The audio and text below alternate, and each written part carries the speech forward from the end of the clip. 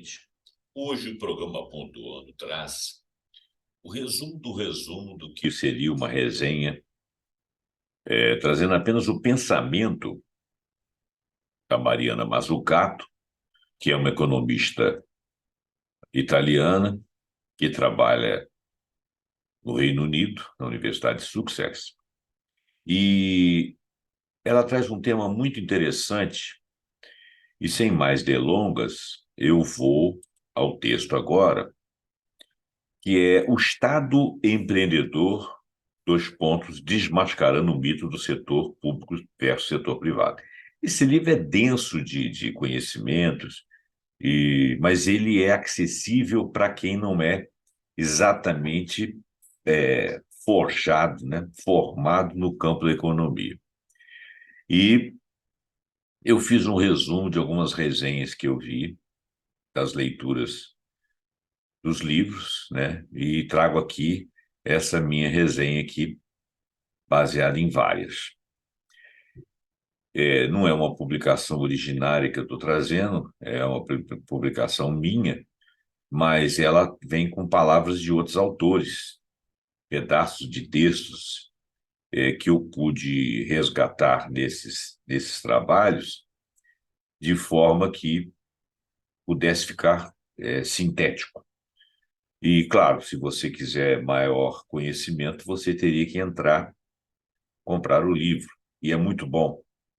Mas vamos começar. No livro Estado Empreendedor, originalmente publicado em 2014, no mesmo ano traduzido no Brasil, Mariana Mazzucato busca enfatizar o papel ativo do Estado na formação da economia do conhecimento.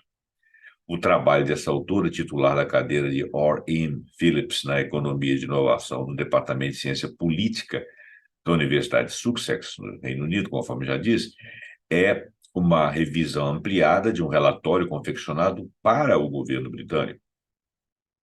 Ela fez um relatório para o governo britânico e, naturalmente, um relatório técnico. Depois ela resolveu fazer um livro aumentando e explicando. Sua ideia era convencer o governo a não reduzir sua atuação através de cortes de programas, sinalizando para o que deveria ser feito em termos de investimento para garantir uma recuperação pós-crise, a crise de 2008 e 2009, que nós todos sabemos, né? O conteúdo do livro é extensivamente constituído de exemplos históricos sobre a importância do setor público no desenvolvimento de inovações tecnológicas, tanto no passado quanto no presente. Diferentes países são mencionados, inclusive o Brasil, no que diz respeito ao direcionamento de investimentos em setores tecnológicos pelo BNDES, mas a análise está principalmente focada no contexto dos Estados Unidos. Isso você vai ver lá no livro.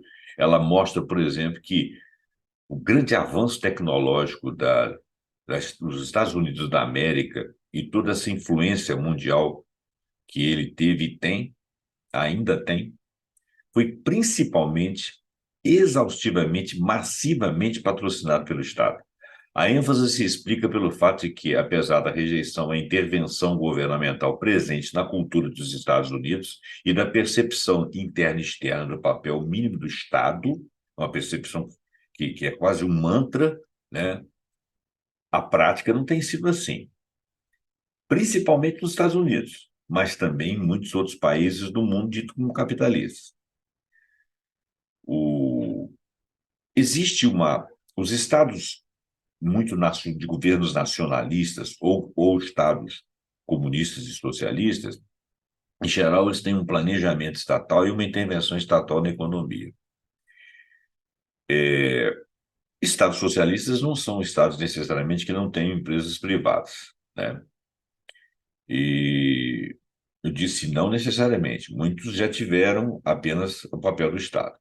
Mas os estados nacionalistas, socialistas, comunistas, a função do Estado é primordial.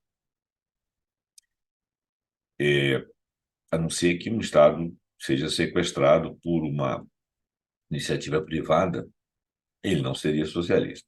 Mas estados capitalistas, independentes vamos dizer assim, de condição teórica do capitalismo, em termos econômicos, não necessariamente eles deixam de utilizar a função do Estado. Mas o que há degladiação aí, degladia-se a ideia da intervenção do Estado para os estados de controle socialista, nacionalista, comunistas, contra o Estado chamado liberal, neocapitalista.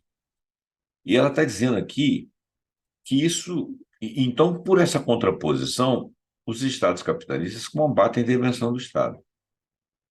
Mas os estados capitalistas, na realidade, fazem isso veladamente, até para impedir que estados como o Brasil, por exemplo, com uma intervenção maior no Estado, sem ser necessariamente nacionalista e nunca, até hoje, socialista ou comunista, para que esses estados não façam a intervenção que eles, por exemplo, fizeram e que dê pujança econômica. Isso é uma forma de nos reduzir a um tamanho de dependência. Nós hoje compramos quase tudo lá fora, a custo de dólares adquiridos com as nossas commodities. Quando você pega um petróleo, por exemplo, em vez de vendê-lo cru, você o beneficia. E o valor agregado dele, beneficiado, de seus mais diversos produtos, dentro das refinarias, ao vender lá fora, você consegue muito mais dólares, aí você passa a competir com eles.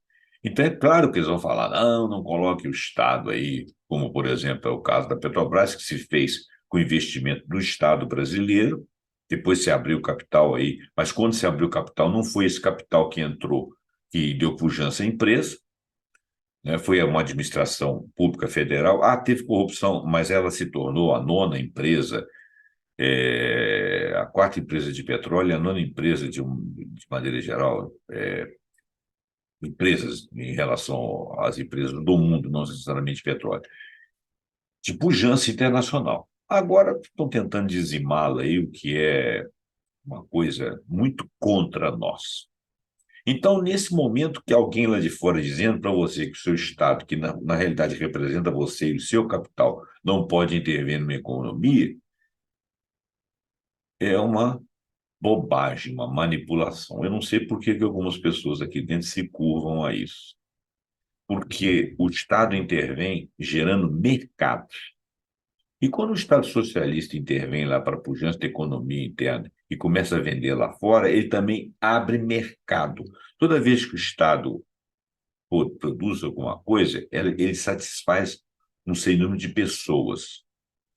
E se isso aí não for uma execução de maneira muito dirigida, dentro de uma necessidade específica, princípio, meio e fim, se isso puder florescer, isso gerou mercado, tá certo? Então, eu não estou defendendo, eu particularmente, nem ela particularmente, não defende o Estado capitalista, um Estado socialista, um Estado nacionalista, seja lá o nome que queira se dar. A questão é que todos necessitamos do capital para fazer as trocas econômicas, para termos suprir as necessidades populacionais. Portanto, quando o Estado consegue fazer isso mais do que o setor privado, porque o setor privado é muito instável e o setor público não, né? O Estado brasileiro tem se mostrado com muita pujança. Ele criou a Eletrobras, ele criou a Petrobras e muitas outras coisas, pesquisas em universidades. E ele tem sido instado a ser diminuído para a satisfação dessa sociedade que, na realidade, é ele próprio, ou ele representa. E a sociedade é todo mundo. Bom, então, a ênfase se explica pelo fato de que, apesar da rejeição dessa intervenção governamental presente na cultura dos Estados Unidos da América e da percepção interna e principalmente externa do papel mínimo do Estado, na prática a coisa não funciona assim. Pelo menos no que diz respeito à inovação, os exemplos demonstram que o governo norte-americano é um dos mais intervencionistas do mundo, intervindo fortemente no desenvolvimento e aplicação de tecnologias e na criação de empresas de base tecnológica. O livro da Mazzucato revela o compromisso de desfazer a imagem que contrapõe a iniciativa privada com força inovadora versus o Estado com um símbolo de paralisia e ineficiência. Ou seja, ela tenta desfazer essa ideia de que a iniciativa privada é a força inovadora e o Estado é um símbolo de paralisia. Isso não é verdade, não tem sido verdade nem mesmo nas economias mais capitalistas. Sua intenção é demonstrar a falsidade desse argumento, trazendo exemplos que mostram o Estado na origem dos investimentos mais audaciosos em tecnologias. E quem pediu que ela fizesse esse relatório foi nada mais, nada menos do que o Reino Unido, a Inglaterra. Na teoria econômica convencional, as intervenções do Estado são admitidas enquanto formas de corrigir falhas de mercado. Isso aí é o que foi convencionado, em tese. Olha, o mercado não tem pujança, ele corre sérios riscos e com certeza vai falhar numa coisa que é necessária para o desenvolvimento do país. É claro que o Estado vai entrar corrigindo. Foi feito isso na América. Ele corrigiu a maior parte do tempo, ou seja, ele interveio. Em situações, por exemplo, uma das características de bem público e das externalidades implicam um retorno social maior do que o privado, esse é o exemplo. Características de bem público e de externalidades implicam um retorno social maior do que o privado.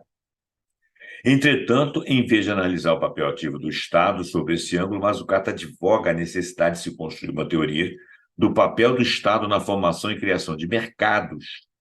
É fato.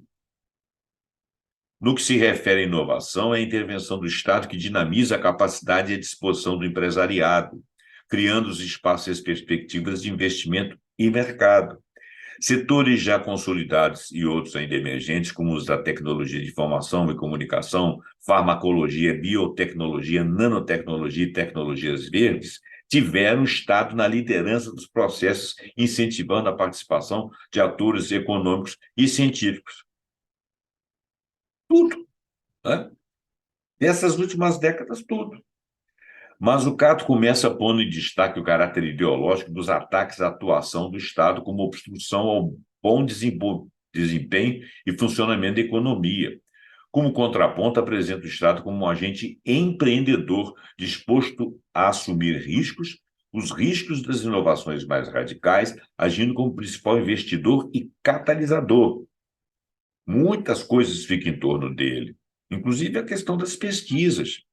A questão não é negar a existência do empreendedorismo daquele que é o setor privado, mas contar a história sobre a formação dos mercados em sua integridade, especialmente no que diz respeito à economia do conhecimento, o que leva a considerar o papel condutor do Estado nesse processo.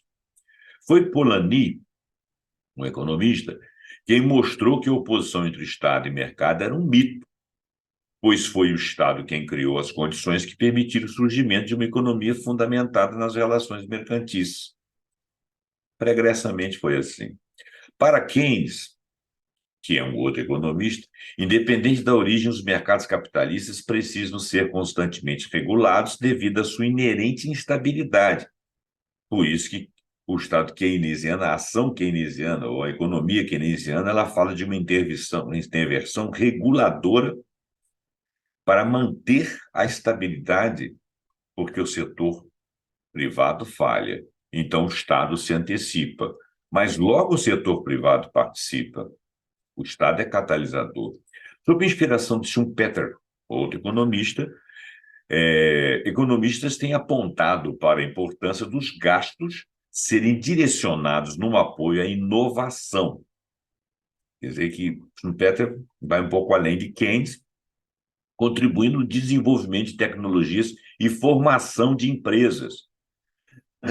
Ninguém aqui está combatendo o mercado ou o setor privado. Mas o Cato aponta a necessidade de combinar as perspectivas de Keynes e Schumpeter de modo a compatibilizar crescimento e igualdade. Um maior reconhecimento sobre a importância da tecnologia para o crescimento econômico deu origem à teoria endógena do crescimento. Aqui a tecnologia aparece como resultado de investimentos de pesquisa e desenvolvimento e em capital humano. A ênfase sobre a relação entre mudança técnica e crescimento levou os formuladores de políticas a prestarem atenção à importância dos investimentos. Indicadores quantitativos como os gastos em pesquisa e desenvolvimento e em patentes serviram de sustentação e avaliação dessas políticas. O relevante é o quadro de relação constituído por atores diversos, cujas interações irão refletir na capacidade de inovação.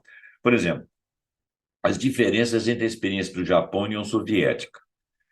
nas décadas de 1970 e 1980 do século passado, mostram o sentido desse argumento. Nesse período, gastava-se menos em pesquisa e desenvolvimento no Japão do que na União Soviética. 2,5% no Japão contra 4% na União Soviética. Mas qual que é a explicação, então, para o sucesso do Japão, comparado à União Soviética? A explicação para a ascensão japonesa é dada pela fluidez do conhecimento, correndo de forma horizontal, abrangendo uma variedade de setores que formariam o mercado. Massucato adverte que sendo criadas falsas premissas que conduzem a políticas de inovação eficazes. Por exemplo, a inovação é sinônimo de pesquisa e desenvolvimento. 2, de que empresas pequenas são importantes para o crescimento e inovação. 3, que o capital de risco adora o risco. Ora, o capital evita o risco, o menor risco possível é o melhor. 4, sobre a relação entre o número de patentes e o crescimento da inovação. Não tem uma relação necessária. 5, que o problema da Europa é a comercialização do que diz respeito à inovação.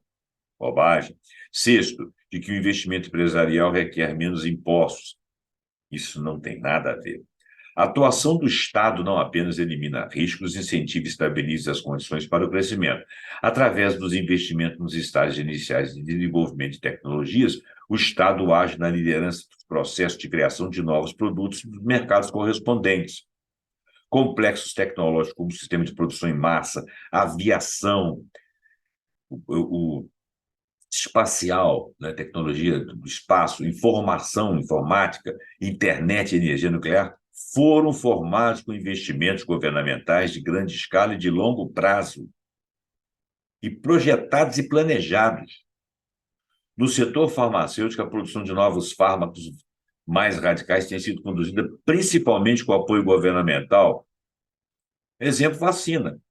As vacinas, o Estado vai aos laboratórios, dá um estímulo para pesquisa, desenvolvimento, aquilo fica pronto e depois a vacina é comprada e distribuída para a população.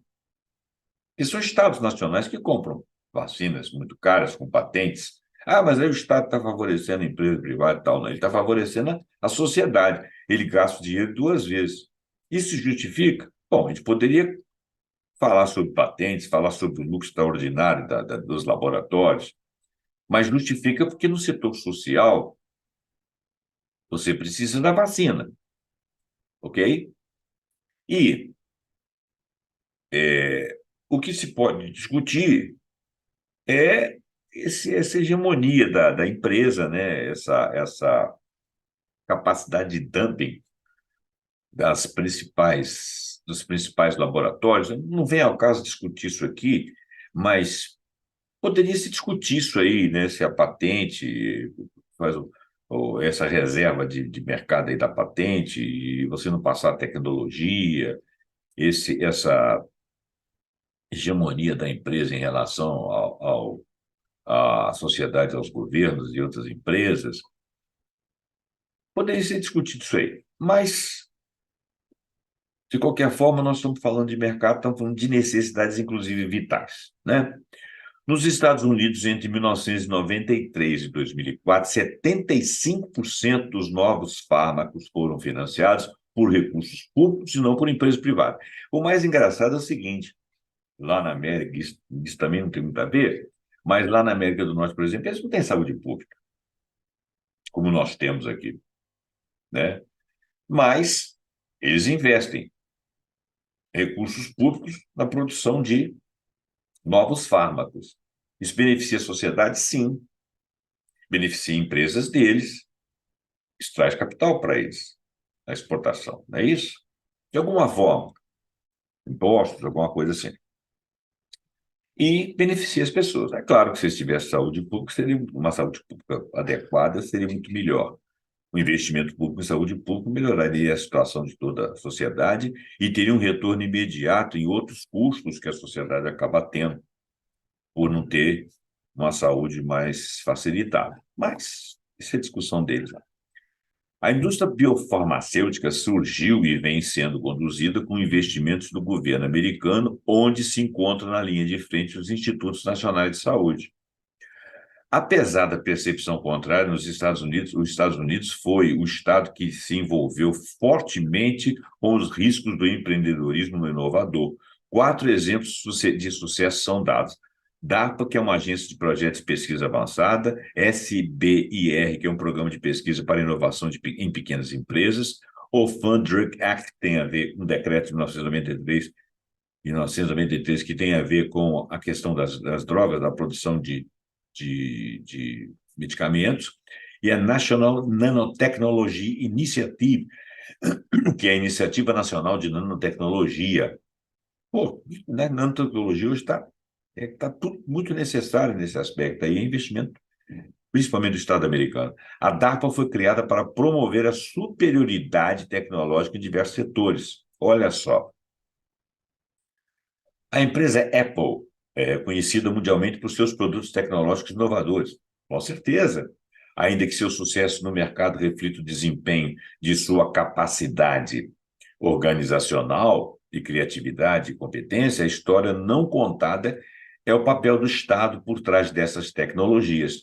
Tecnologias revolucionárias como a internet, GPS, telas sensíveis ao toque, disco rígido, microprocessadores, semicondutores, baterias de lítio, telas LCD e outras tecnologias de comunicação foram desenvolvidas graças a investimentos enormes feitos pelo Estado. A sagacidade da Apple foi surfar nas ondas de investimento em pesquisas realizada pelo governo americano. Suas grandes capacidades residem no reconhecimento das tecnologias emergentes de grande potencial, na integração dessas tecnologias, na focalização do design dos produtos para satisfação de clientes. A Apple se beneficiou direta e indiretamente da ação governamental através do investimento de capital nos estágios iniciais de criação e crescimento, no acesso a tecnologias resultantes de pesquisas financiadas com recursos públicos e por meio de políticas fiscais e comerciais voltadas às empresas americanas para atividade de inovação. A transformação dos padrões de produção, uso e distribuição de energia é estimada como uma das prioridades para trilhar o caminho de um desenvolvimento econômico ambientalmente sustentável. Essa transição na infraestrutura tecnológica, entretanto, implica enorme custo. O mercado não irá realizá-lo por sua própria conta, até porque ele é instável, o que torna imprescindível o papel ativo do Estado. E será assim em todos os estados. Assim como na revolução da tecnologia da comunicação e informação, a Revolução Industrial Verde envolve políticas dirigidas tanto para o lado da oferta quanto para o lado da demanda. Nesse sentido, a atuação estatal é fator crucial para a formação do mercado de tecnologias verdes. Isto é, garantam a sustentabilidade ambiental, que é necessária, mas que também você não pode penalizar apenas a empresa privada. Você tem que criar um ambiente de negócio, de inovação, que seja assimilado pelo mercado e que esse mercado seja cada vez gerado e distribuído horizontalmente e que ele se replique em outras atividades com a mesma finalidade, né? Você começa a fabricar uma peça, hoje daqui a um pouquinho chega uma outra que se acopla àquela. E aí você vai abrindo o mercado, suprindo as necessidades das pessoas e necessidade e demanda. Décadas de apoio e intervenções do governo americano fizeram evoluir seu ecossistema de inovação, fazendo com que os negócios gerados fossem fortemente recompensados por essa nova economia. É preciso questionar, entretanto, se os retornos para a sociedade equivalem aos investimentos públicos canalizados pelas iniciativas do setor privado. Isso porque é preciso assegurar que o Estado empreendedor não se torne ingênuo, ou pior, que voluntariamente transfira os recursos públicos à iniciativa privada sem as devidas contrapartidas, por exemplo, traduzindo em termos de receitas e geração de emprego. Porque muitas vezes uma empresa recebe incentivo do Estado e esse Estado ajuda a estabelecer um mercado, e na hora da geração de emprego, ele terceiriza esse serviço para um outro país, por exemplo, lá da África ou da Ásia, onde você tenha uma mão de obra muito barata, que em termos de custos para ele seja muito menor. Ora, você gerou emprego lá, e precário. e não gerou nem precário aqui, não gerou nada. Então não pode haver essa ingenuidade, tem que haver uma legislação que cobre, né? E essa socialização dos prejuízos aí e privatização dos lucros é uma coisa que acontece, por exemplo, com essas estatais que o pessoal está achando maravilhoso aí ser privatizado, como é o caso, por exemplo, de companhias de saneamento, né? O camarada olha a água como mercadoria. Ele quer ter um mínimo de custo e o máximo de lucro. Ele pega uma empresa montada, azeitada, funcionando, cujo investimento foi todo estatal, vinculado às necessidades da sociedade, e ele fica ali ganhando dinheiro dele e não faz investimento. As populações crescem, as coisas se transformam, epidemias acontecem, e eles não fazem investimento para aumentar a capacidade, para aumentar a oferta, para diminuir valores, né? Eles não têm preocupação social. Então, se você vai privatizar, tem que haver uma legislação competente que obrigue essa contrapartida, né? Bom, enquanto os riscos estão sendo cada vez mais assumidos pelo coletivo, os frutos têm se distribuído muito menos coletivamente. É preciso, eu falei sobre isso agora, é preciso, pelo contrário, construir uma relação mais equilibrada entre risco e recompensa, substituindo a desigualdade entre investimentos públicos e benefícios privados, do setor privado. O que se observa é que o Estado vem desempenhando o papel de liderança do sistema de inovação aberta, sem, contudo, uma devida contrapartida em termos de retornos financeiros. Também a geração de empregos não ocorre tal qual esperado. Não só a terceirização que eu acabei de citar, das atividades para lugares distantes daqueles em que se ofereceu o apoio à inovação, como também facilidades de captura do conhecimento que flui entre as organizações num modelo de inovação aberta implica numa maior fragilidade na falta de vínculos empregatícios duradouros e de qualidade. Para entender por que o Estado vem assumindo grande parte dos riscos no capitalismo moderno, é preciso reconhecer o caráter coletivo da inovação. A literatura sobre os sistemas de inovação descreve que, à medida que se avança em um sistema de inovação aberta, há uma tendência no aumento das relações de interdependência, desobstruindo as barreiras de colaboração entre setores público e privado. Quer dizer, o sistema de inovação, eles não se mantêm no setor público. Obviamente que eles vão para o setor privado, né? Existe uma interdependência, não tem como. A legitimidade da atuação do Estado é que tem não só uma missão que o distingue de outras organizações, como também o poder e os instrumentos para criar coisas que de outra forma não surgiriam. Exemplo disso, Estados Unidos da América. Esse é o caso da formação de mercados. É preciso se certificar, entretanto, que o crescimento econômico puxado pela inovação seja não apenas inteligente, mas também inclusivo e sustentável.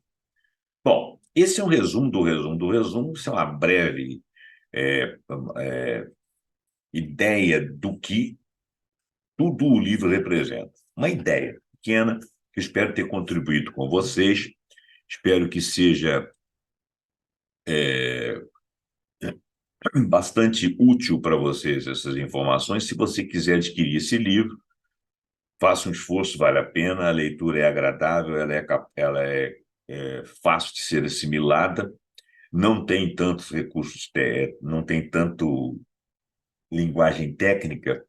Se tiver, a gente sai pesquisando, né? Eu não sou douto na área, eu tenho conhecimento relativo, não sou douto na área, tenho conhecimento relativo, acredito que a maioria das pessoas poderiam entender. Bom, eu agradeço a sua atenção. O programa Pontuando especial, mais uma vez, com um assunto diferenciado, dessa vez falando sobre o Estado e a sua capacidade de empreender e a necessidade que nós temos de entender que isso aí não é uma questão ideológica, isso é uma questão prática. Se o Estado tem pujança, se nós não temos empreendedores no setor privado, e se aqueles que têm, pela própria natureza do setor privado, são estáveis, o Estado tem que participar na inovação. Tecnologia, a exemplo de outros estados que fizeram isso. Muito obrigado pela sua atenção. Até o próximo programa Pontuando. Eu espero que você curta, comente, compartilhe esse pequeno texto que eu falei aqui, essa ideia, e até o próximo programa Pontuando. Muito obrigado.